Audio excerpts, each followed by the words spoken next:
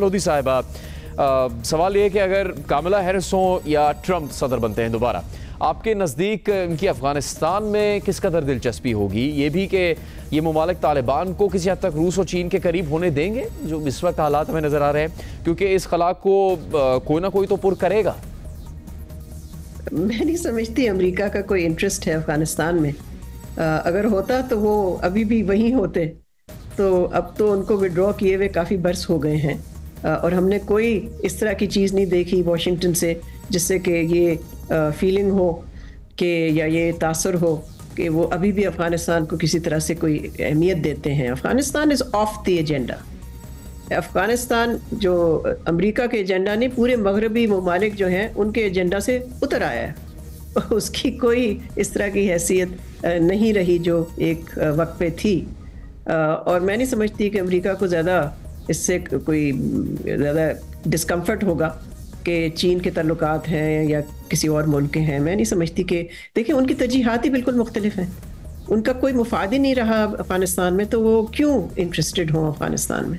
मुशाहिद हुसैन सईद साहब, काबुल में भी हालिया कॉन्फ्रेंस हुई थी, इससे पहले चीन ने तालिबान सफ़ीर की असनाद सिफारत कबूल की, तो क्या इसे चीन की जानिब से अफगानिस्तान को तस्लीम किए जाने के मुतरादिफ समझना चाहिए? जी बिल्कुल, चीन ने बड़ा वाज़ेह तौर पर जो तालिबान की हुकूमत है उसको बाकायदा कम से कम सफारती सतह पर तो कबूल कर लिया है, को कि अभी तक कानूनी तौर पर शायद नहीं किया, जिसे कहते हैं अंग्रेजी में डी फैक्टो रिकग्निशन दी है। और ये काम सिर्फ चीन ने नहीं किया बल्कि मुत्तहिदा अरब अमारात ने भी कर दिया है, क्योंकि उनके सदर मोहम्मद बिन जायद से तालिबान के जो लीडर हैं सिराजुद्दीन हक्कानी की मुलाकात भी हुई। और ये काम अब रूस भी करने जा रहा है, क्योंकि रूस ने ऐलान किया है, पुतिन ने, कि यह तालिबान अफगान हुकूमत जो है ये रूस की हलीफ है दहशतगर्दी के खिलाफ जो दाइश कर रहा है।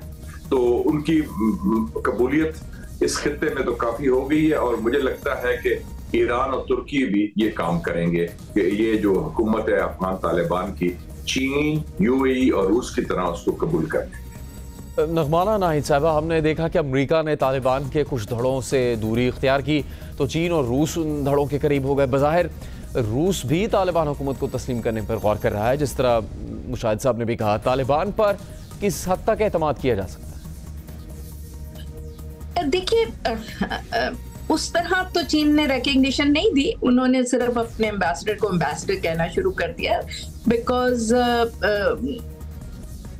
उस तरह तो नहीं उन्होंने कहा कि जी हम तालिबान गवर्नमेंट को रिकग्नाइज करते हैं, बट उनकी एंगेजमेंट है, उनके लिए वो बहुत इंपॉर्टेंट है, उनके बैकयार्ड में है, उनकी स्टेबिलिटी और सिक्योरिटी के लिए बहुत ज़रूरी है कि अफगानिस्तान में अमन और सुकून हो और वहाँ से टेररिज्म उनके इलाकों में ना फैले। और तरक्याती काम जो उनका इकोनॉमिक इंटरेस्ट है और कनेक्टिविटी है वो भी भरपूर तरीके से चीन की चल रही है और वो कभी रुकी भी नहीं थी।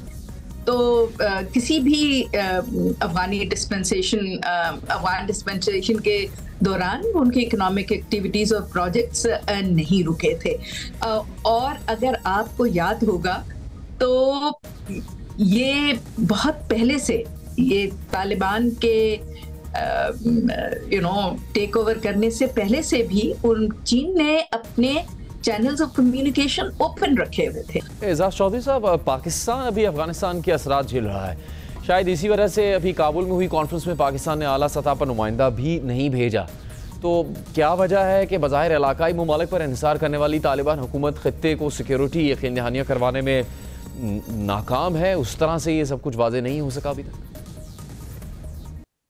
देखिए, तालिबान की जो हुकूमत बनी है उसने पाकिस्तान समेत तमाम हमसायों को और पूरी दुनिया को बहुत मायूस किया है। उनका ये ख्याल है कि वो जिस तरह पिछली मर्तबा अपनी चलाते रहे सिलसिला, इस दफ़ा भी चला सकते हैं। उन्होंने ये जंग जीत दी है अमेरिका के खिलाफ। हालांकि हकीकत ये है कि तालिबान को पाकिस्तान की अगर हमायत ना होती या कम अज़ कम हम उनको उस तरीके से जिस तरह उनको यहाँ पे फैमिलीज और मेडिकल की सहूलतें थी, वो जंग ये किस तरह जीत सकते थे। लेकिन उन्होंने अब बड़ी मिसकैलकुलेशन शुरू की है। और वो पूरी दुनिया को मेरे ख्याल में अपना दुश्मन भी बना रहे हैं और वहां पे दोबारा से दहशतगर्दी की आमाजगा बन रही है। अब सवाल ये है कि कमाला हारिस और डोनाल्ड ट्रंप दोनों इसमें इंटरेस्टेड होंगे कि अफगानिस्तान में वो अपनी दिलचस्पी ले। मेरा ख्याल में दोनों की अब दिलचस्पी नहीं है अफगानिस्तान में, सिवाय इसके कि जो काउंटर टेररिज्म है उसके लिए डेमोक्रेट्स भी शायद चाहेंगे कि पाकिस्तान के साथ कुछ ताउन करें और डोनाल्ड ट्रंप भी चाहेंगे। नसीम मलिया साहब ने काफ़ी खुलकर कहा कि अमेरिका की क्या दिलचस्पी है नहीं। आप काफ़ी अरसे से रिसर्च कर रहे हैं अफगानिस्तान के मामले पर, तो आपके नज़दीक सूरत हाल इस वक्त जो हालात है इसमें सिक्योरिटी गारंटीज दिया जाना कितना ज़रूरी है और क्या हो सकेगा ऐसा? देखिए, अगर रीजन के लिहाज से देखें तो इस वक्त सबसे ज़्यादा जो सिक्योरिटी गारंटीज चाहिए किसी मुल्क को वो ईरान है, क्योंकि जो उसका बॉर्डर है उसके ऊपर दाइश है। ईरान का क्लेम ये है कि ये यूएस स्पॉन्सर्ड ग्रुप है जो कि उनको दहशतगर्दी का शिकार करना चाहता है। तो तालिबान क्या उस दाइश को कंट्रोल करेंगे, ये एक बड़ा इंपॉर्टेंट फैक्टर होगा। फिर दूसरा चीन, क्योंकि संक्यांग में एक दहशतगर्दी की जो लहर थी उसको चीन ने कंटेन कर लिया, लेकिन दाइश वहाँ भी मौजूद है और चीन को ख़तरा है, तो इसलिए चीन को भी सिक्योरिटी गारंटीज चाहिए। अभी आपने देखा कि सेंट्रल एशियन कंट्रीज़ से कुछ लोग थे जो कि इन्वॉल्व थे वहाँ पर रशिया में टेररिज्म में जो मॉस्को में हुई, तो रशिया को भी इस रीजन से और ख़ास तौर पे अफ़गानिस्तान से सिक्योरिटी गारंटीज चाहिए। तो इसके बगैर मसला हल नहीं होगा। पाकिस्तान तो आप वैसे ही हम देखते हैं कि आए दिन दहशतगर्दी का शिकार है। बिल्कुल संगीन मसला इस वक्त भी कायम है। आदिल नजम साहब, बस दोहा डील, दिलचस्प बात थी कि दोहा डील के वक्त डोनाल्ड ट्रंप ने तालिबान को कैंप डेविड आने की दावत दी थी, जिस पर डेमोक्रेट्स की जानिब से बहुत तनकीद की गई। अब अगर ट्रंप सदर बनने में कामयाब होते हैं तो अफगानिस्तान हुकूमत को अमेरिका की जानिब से तस्लीम किए जाने से मुतालिक कोई पेशरफ मुतवक्के है? इस बारे में बात हो रही है क्या अमेरिका में? ट्रंप का इंटरेस्ट अफगानिस्तान में ख़त्म हो चुका है। बेसिकली हिज इंटरेस्ट वाज कि मैंने वहाँ से निकलना है, और शायद बाइडन का भी आखिर वक्त तक इंटरेस्ट ये था। इस वक्त जो है मेरे ख्याल में आई रियली डू बिलीव कि अमेरिका के जो अंदरूनी मसाइल हैं, जो अंदरूनी डिवीज़न है जो हमें इस इलेक्शन में नज़र आ रही है, वो इतनी बड़ी है कि हम अभी तक अमेरिका को इस तरह बात करते हैं कि जैसे सारी जो दुनिया की बसात है वो मैनेज कर रहा है। लेकिन हमने अगर पिछले सालों में कुछ देखा है, ट्रंप के दौर में भी और पिछले इन 4 सालों में भी बाइडन के साथ, वो देखा है कि अमेरिका वो सुपर पावर नहीं है। सुपर पावर का मतलब ये नहीं कि उसके पास ताकत नहीं है, लेकिन सिर्फ ताकत से नहीं होता है, एक विलिंगनेस भी होती है और एक मॉरल अथॉरिटी भी होती है। खुसूसन जो गज़ा में हुआ है उसके बाद उसकी मॉरल अथॉरिटी जो है बाकी दुनिया पे, उस पर जितना बड़ा धचका पहुंचा है मेरे ख्याल में अभी पूरी तरह अमेरिका ने भी रियलाइज़ नहीं किया। सो ये एज्यूम करना कि जनाब दुनिया की सियासत जो है 2025 में उसी तरह अमेरिका तहरीर करेगा जैसे आज से शायद 15-20 साल पहले करता था, दैट इज़ नॉट ट्रू।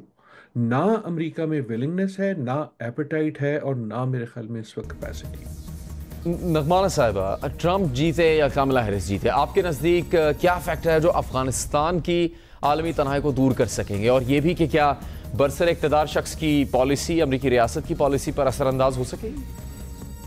देखिए, अफगानिस्तान एक बहुत कॉम्प्लिकेटेड मसला है और ये कहना बिल्कुल गलत होगा कि अमेरिका ने उसको अपनी इंटरनेशनल या रीजनल जो उनकी कैलकुलेशंस है उससे उसको बिल्कुल अलग कर दिया है। ऐसा नहीं है।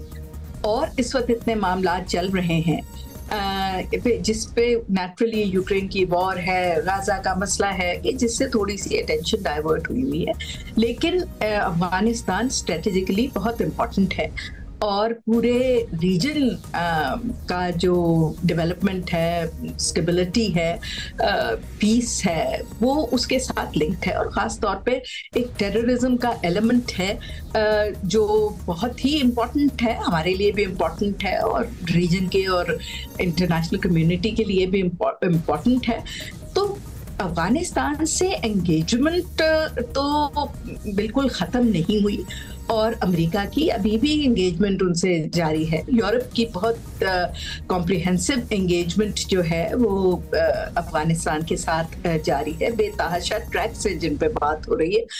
तो अब ये लोग अपने इलेक्शन से फारिग होते हैं तो फिर देखते हैं कि आगे टैक्टिकली वो किस तरफ मूव करेंगे।